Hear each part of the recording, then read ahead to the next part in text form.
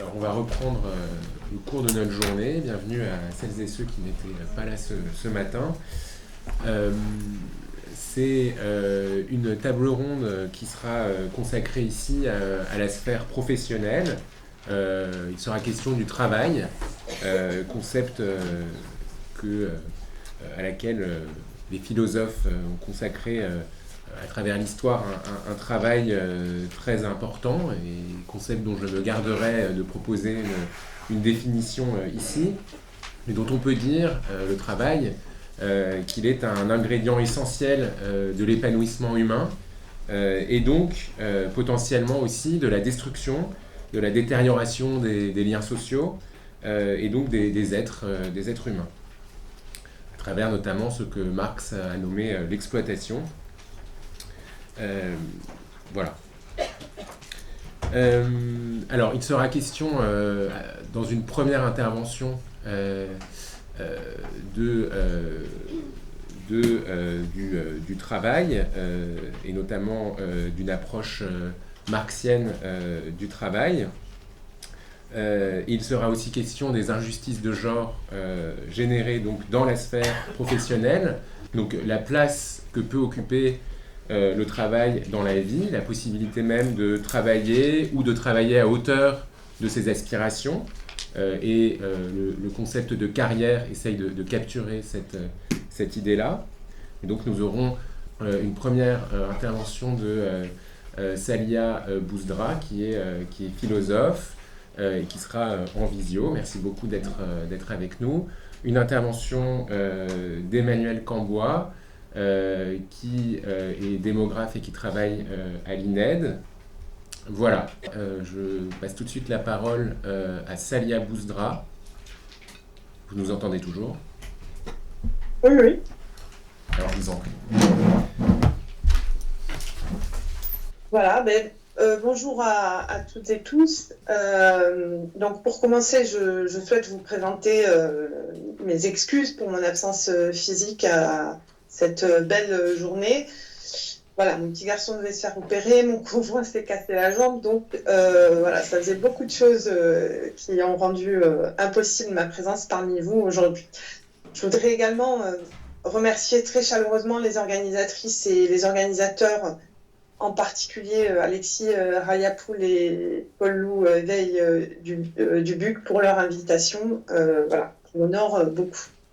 Donc merci beaucoup.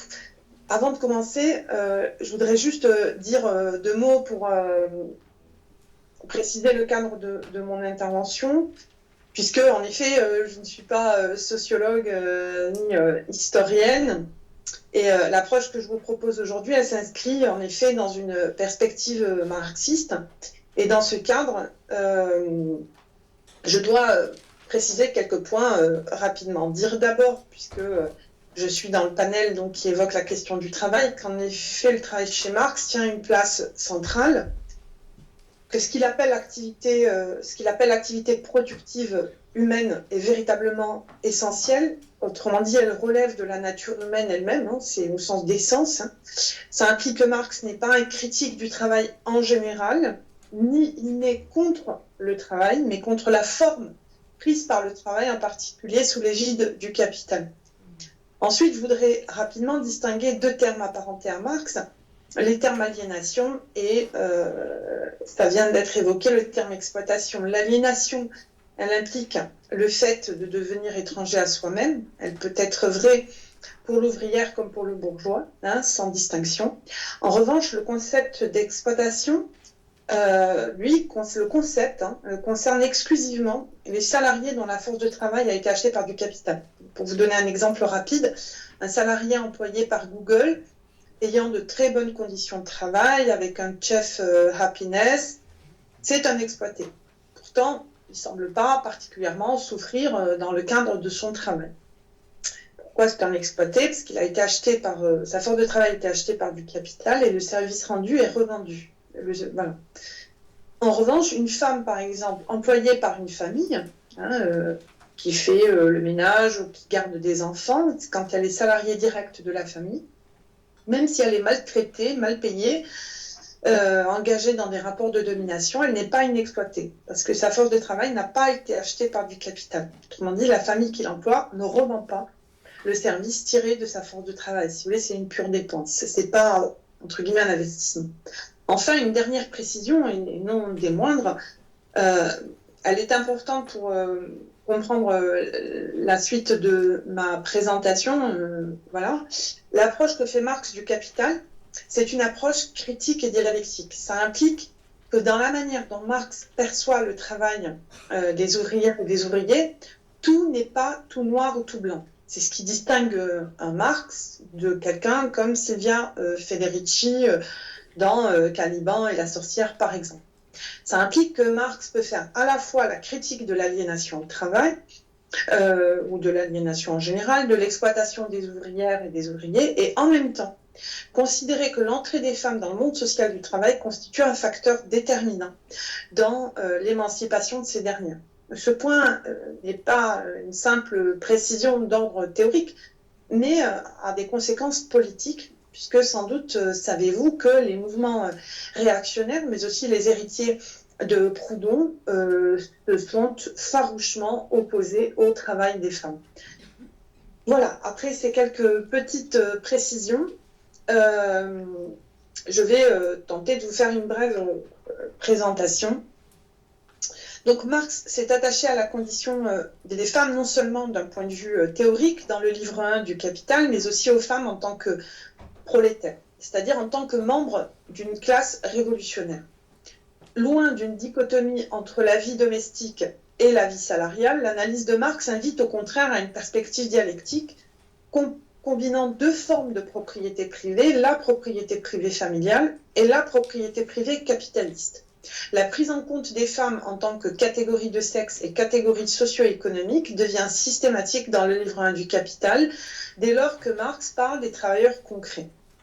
Pour comprendre l'approche du penseur sur la question des femmes, deux portes d'entrée peuvent être empruntées. D'une part, celle qui envisage le sexe féminin exclusivement comme une catégorie du monde salarial et qui pose aussi une distinction entre les âges, et d'autre part, celle qui envisage le sexe féminin comme membre d'une communauté familiale occupant la fonction soit de mère et ou de conjointe, soit d'enfant, soit d'adolescente. Passant en quelque sorte la première porte d'entrée, les femmes sont envisagées du point de vue du capital. Et ce point de vue est double. Tout d'abord, il conduit à apercevoir la force de travail des femmes à travers ce que Marx appelle le travail abstrait, qui est le temps de travail socialement nécessaire en moyenne contenu dans une marchandise et qui sert à mesurer sa valeur. En percevant la force de travail des femmes du point de vue du travail abstrait, les femmes sont parfaitement égales à ceux que Marx nomme les hommes adultes masculins. Autrement dit, de ce point de vue, si vous voulez, il n'y a pas d'inégalité. Mais aussi, elles sont égales aux forces du travail enfantine et adolescente des deux sexes.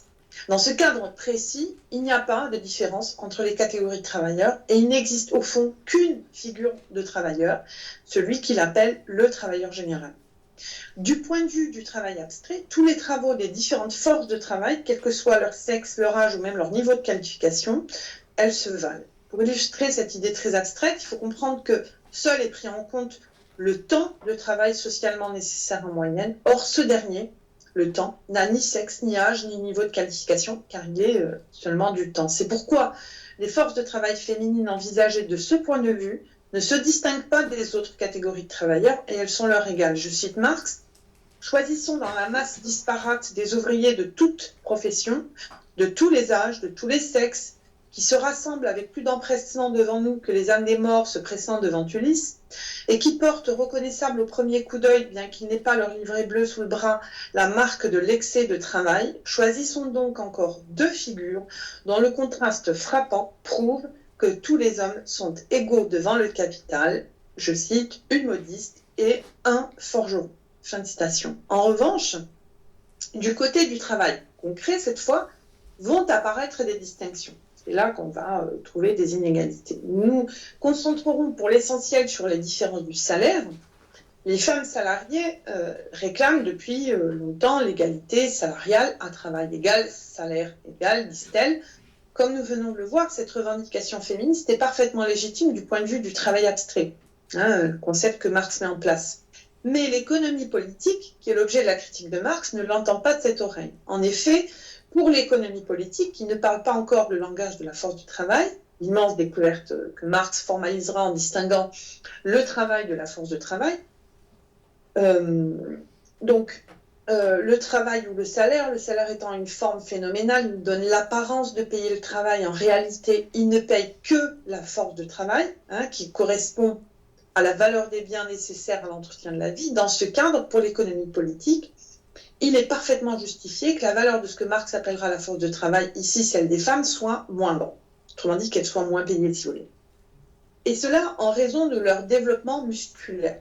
Et oui, ça tient à un peu de choses. Autrement dit, comme la force musculaire est moins développée chez les femmes, alors l'économie politique estime que les femmes ont besoin d'une moindre dose de nourriture, ce qui a évidemment des conséquences catastrophiques en fait sur le mode d'alimentation des femmes, mais ça c'est pas nouveau. Dans ces conditions, la valeur de la force de travail est moindre. Aussi absurde que puisse paraître ce raisonnement, il n'en forme pas moins la justification par l'économie politique du salaire minoré des femmes. Il en va de même pour les enfants, dont la force musculaire est censée être encore moins développée que celle des adultes.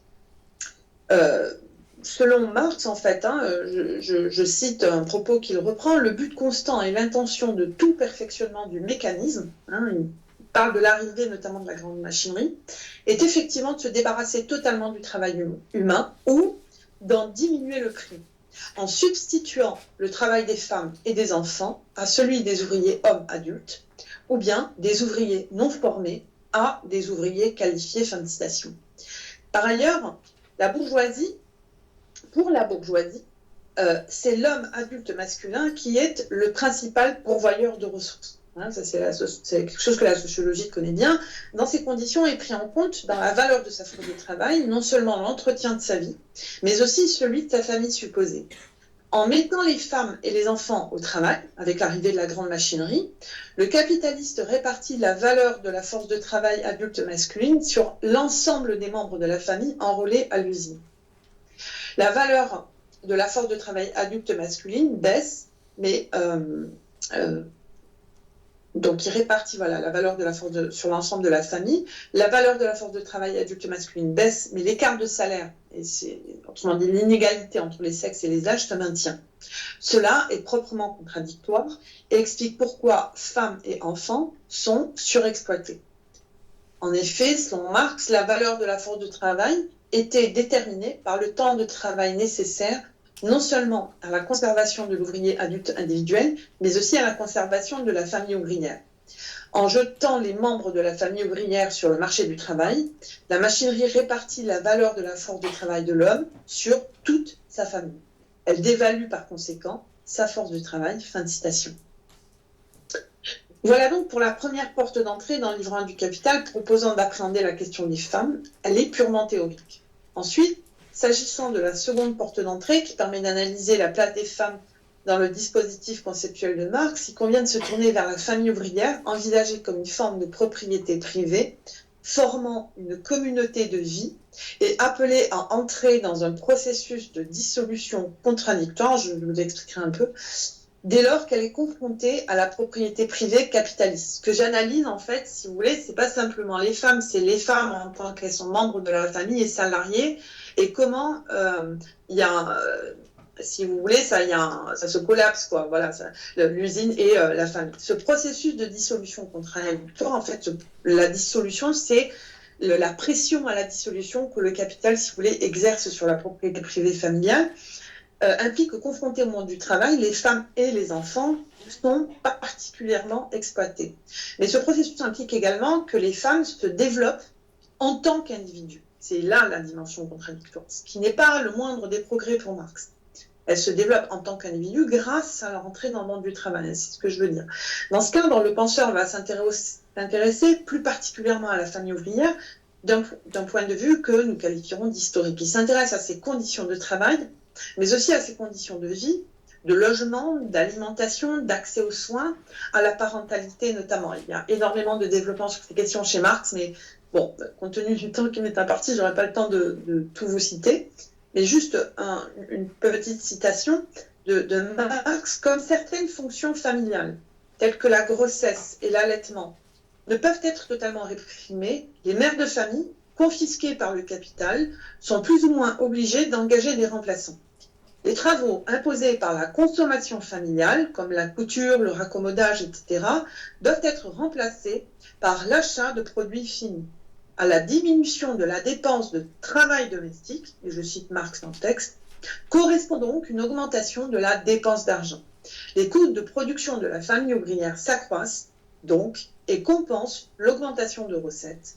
Ajoutez à cela qu'il devient impossible de consommer et de préparer les moyens de subsistance de manière économique et rationnelle. Fin de citation. Juste pour que vous compreniez le contexte, ici il répond à un détracteur qui prétend que parce que les femmes sont entrées à l'usine, le salaire de la famille ouvrière a augmenté. Il dit non, parce qu'en fait le travail domestique effectué avant gratuitement les femmes à la maison, comme elles ne peuvent plus le faire, elles sont obligées d'effectuer l'achat de produits finis. Donc l'augmentation est relative puisque cette augmentation sert à acheter des produits manufacturés pour nourrir la famille.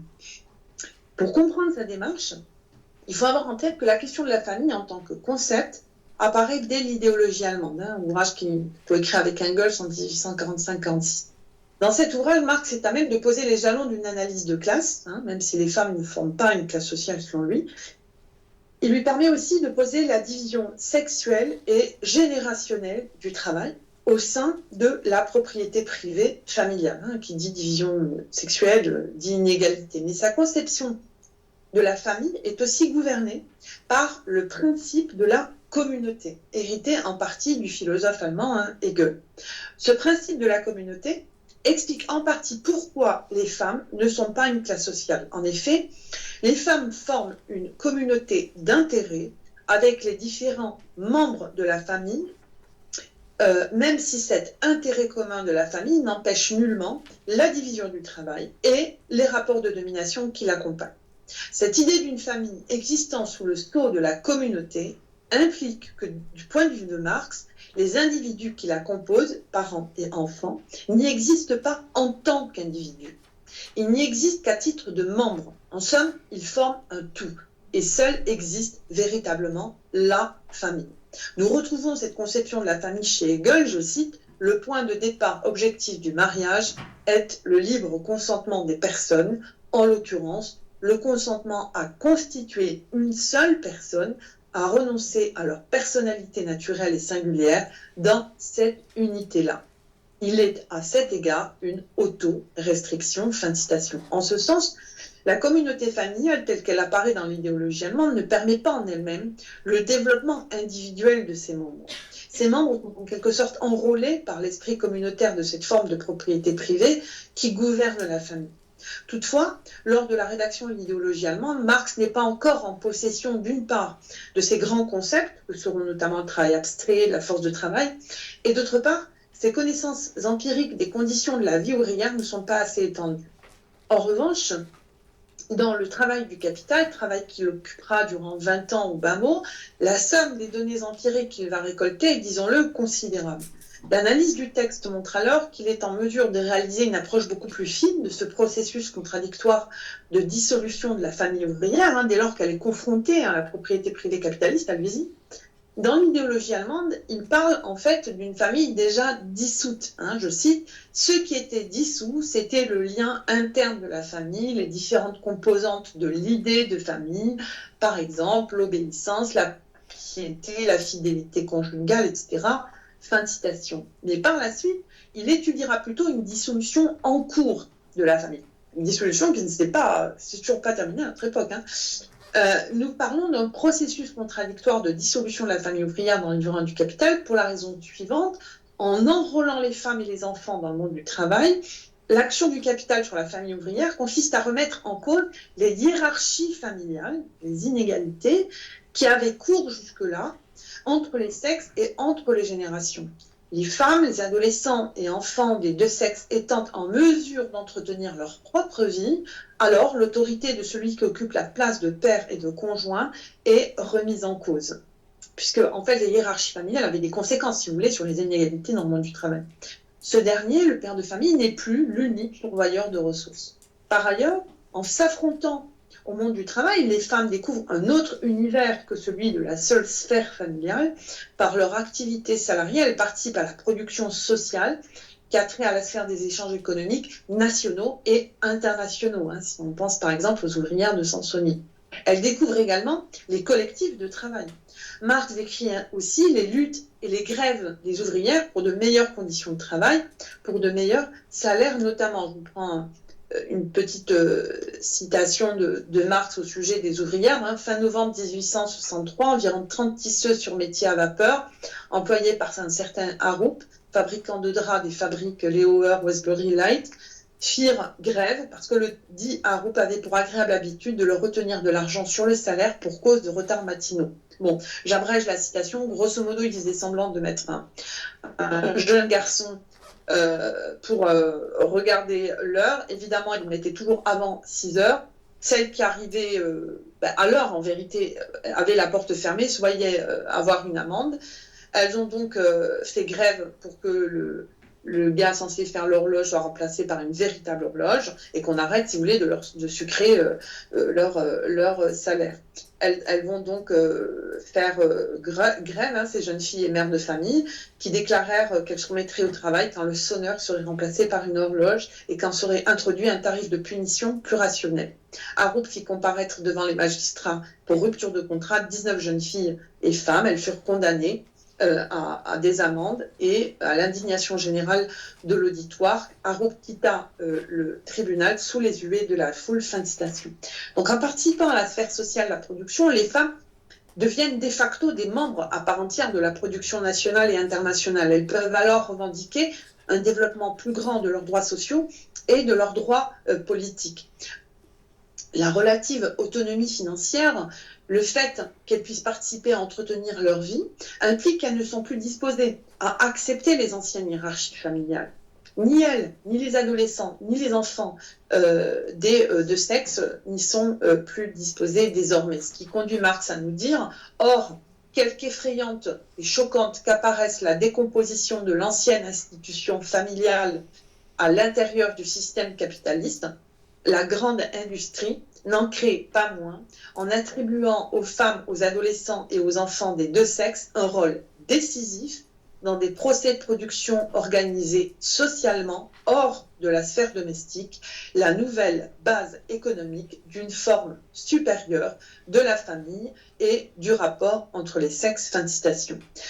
Mais en maintenant l'écart des salaires entre les sexes et les âges, le capital participe également à maintenir les hiérarchies propres à la propriété privée familiale.